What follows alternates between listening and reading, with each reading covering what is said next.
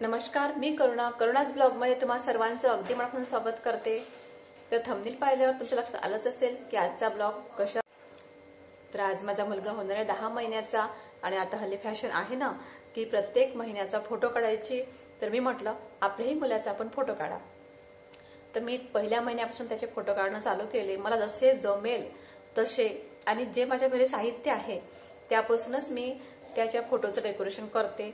थोडं फार का होईना पण म्हणजे माझ्या मुलासाठी मी करण्याचा प्रयत्न करते आणि तुम्हीही करा।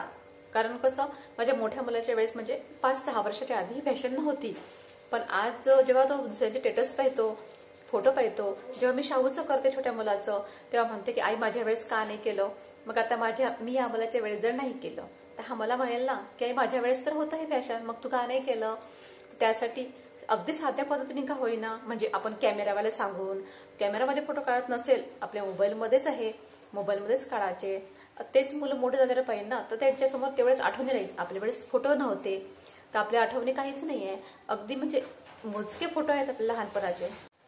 असं नाही की प्रत्येकाचेच मोजके असतील, काही जणांचे लहानपणापासूनचे खूप फोटो असतील, पण म्हणजे एकदम मध्यमवर्गीय लोकांचे नव्हते।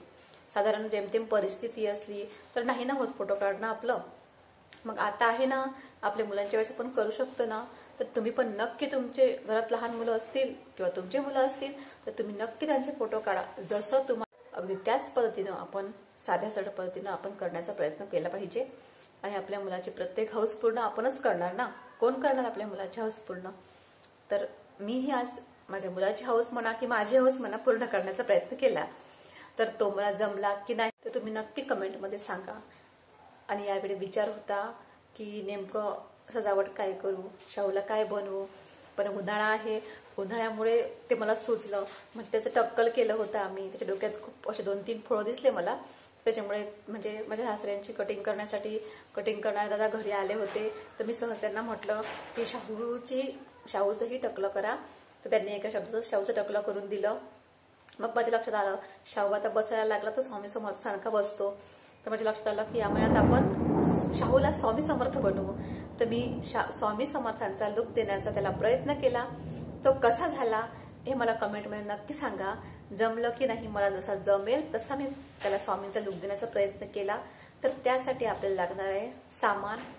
चला तर आता आपण सामान पाहूया काय लागणार आहे आणि माझा हा व्हिडिओ तुम्हाला कसा वाटला ते मला कमेंटमध्ये। माझे व्हिडिओ आवडत असल्यास व्हिडिओला लाईक करा आणि चॅनलला सबस्क्राईब करा। आपण शाहूला स्वामी समर्थ बनवणार, त्यासाठी लागणार आहे आपलं सामान।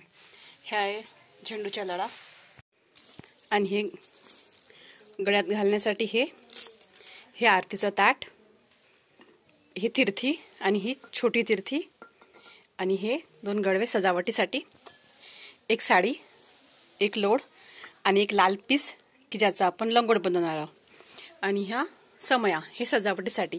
आणि हे जे दिवे आहे हे मी घरी मेणबत्ती आणि औषधांच्या झाकणापासून बनवले।